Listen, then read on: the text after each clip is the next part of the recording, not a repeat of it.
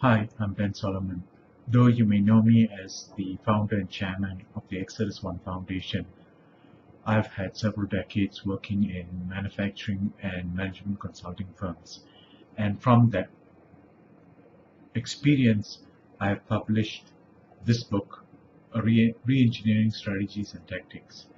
And we'll talk about this a little bit more.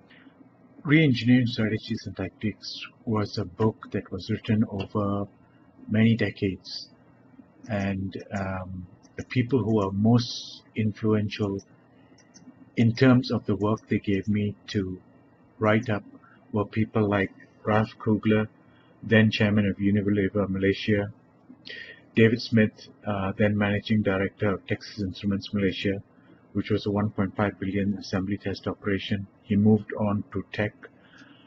Tech was a joint venture with Texas Instruments, Economic Development Bank of Singapore, Canon, and HP. Subsequently, Texas Instruments sold off portions of its RAM business, which became Micron Technology.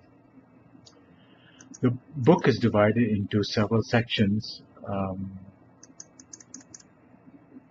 Structure of operations. If you're not interested in how manufacturing operations work, you can always skip this portion, but it's very important if you're running a manufacturing operation. It's very important to understand this because it tells you, the book tells you of all the myths and how do you structure your business, your operation, so that you can get your operation up and running smoothly.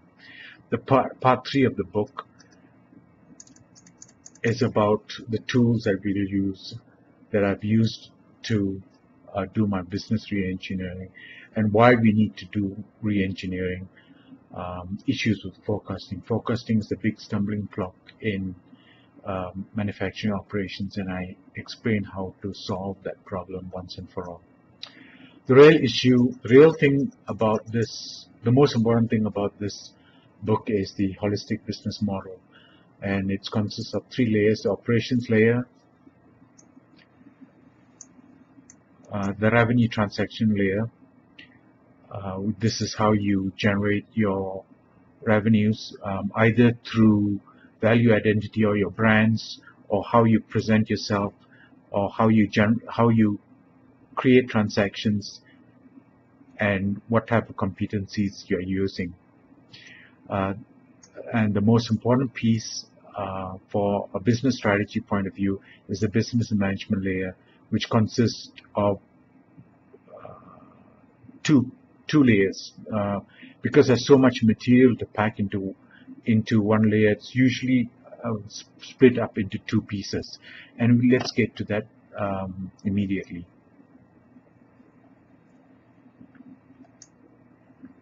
Okay, now this is the holistic business model. Let me rotate this.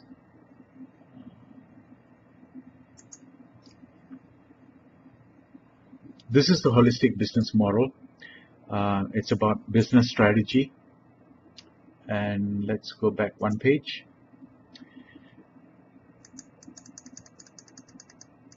And here we can see that there are only 4 ways to create wealth: through inputs, through intangibles, through expertise, through barriers. This is the ideal position. And so this is a framework, this is a framework, this is a framework, this is a framework, this is a framework. In the business management layer, the 4 frameworks here are interlocked with each other. And so you have the market advantage framework, which is dependent on market price structure and market product structure. And so you have scale economies, innovation or niche, differentiation, and scope economies. They sit here. The next framework you have is market state, which consists of clarity, consolidation, mop-up, and uncertainty. And you see mop-up in the fabric wash business, where they issue out small SKUs to try and convince customers retail customers to come and buy their products. Uncertainty is when nobody understands the market and everybody is trying to do things. And this is, if you're in the banking business and you're doing lending, this is one segment of companies in this uncertainty you want to avoid. Ideally, you want to lend to people in clarity, companies in clarity, consolidation, or mop-up. The third framework is market economics. It determines how your cost structure affects your business model. For example, this is the endurance game. Unit cost game is that your fixed price is a curve like that. Variable cost game, I know most people put it as a slope, straight line slope, but it's actually per unit cost, it's a flat line. And so the total unit cost becomes a slope. And then your equity game. The fourth model is market sustainability, which tells us how market growth and profitability are related. And in this quadrant, you have variability trains profit, which is equivalent to the Boston Consulting Group's dog, and self-sustained growth, which is equivalent to the Boston Consulting Group's matrix of the cow, so the cash cow. So this is how these work. So when we put this market share structure on this side and the profitability on this side, these four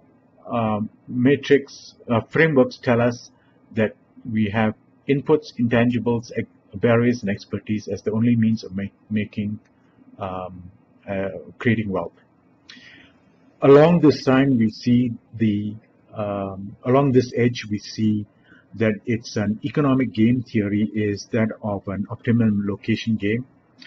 And when the market is fragmented, the market is unable to find an optimum location, so you have multiple locations, which is equivalent to multiple products. Here you have Markov chains. It's a little bit more sophisticated, but basically it says if a customer buys your product, what is the likelihood that he will come back and buy the same brand the next purchase. And on this side, you have zero-sum game, win-win game. This is back to economic game theory. So it's a zero-sum game on this side, and it's a win-win game on this side. So you have a lot more rivalry on this side. You have a lot less rivalry on this side. And up here, in the market sustainability, it's a resource bidding game, which is a Dutch auction up here, and it's a regular auction down here. So that basically sums up the model. And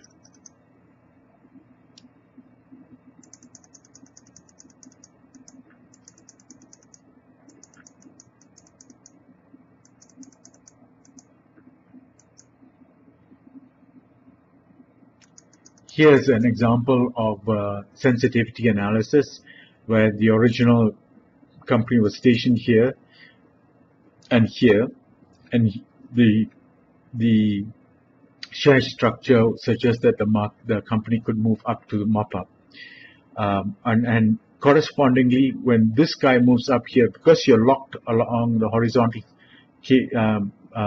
horizontal axis, so you have to similarly move up on this side. And on the market sustainability, you will be either in one of these quadrants, and depending on how this shows up, you'll either be here or here. So if you're up here, this model says it's expertise driven. If you're not premium priced, so you're expertise driven. If you're low, if your profitability is low, you are inputs driven. If your premium pricing, if your market share price is premium, then you're intangibles driven. If it's not, it's inputs. If you shift up, you move to barriers and expertise. And this gives you a very quick and fast way of understanding your business and your competitor's business, because you can look at anecdotal information and And your perception, for example, you can say, oh, your competitor is actually niche because he's a little bit too small, a little bit too focused to be here. He's not differentiation. For example, GM's differentiation. So most of the auto companies are differentiation. But Tesla is niche. That you can tell from the logic of what you've read in the news stories. Well, I hope that was a good brief introduction. You could see that there's too much to talk about just by looking at that one page. You could see how Tesla and GM were separated, and therefore when you move down to the framework below, it decided that it shows you that Tesla is locked on the left side of framework and GM and Toyota are locked on the right side of the framework. And so this interlocking tells you what you can and cannot do. Hope you enjoyed the short introduction to the book. I hope also that you will purchase the book and apply it to your business and watch how your competitors behave. If you're an investor, you will have a better idea of what is the potential and the downside risk of your invested companies. And if you're a banker, it will help reduce the risk of investing in the wrong type of companies. Thank you.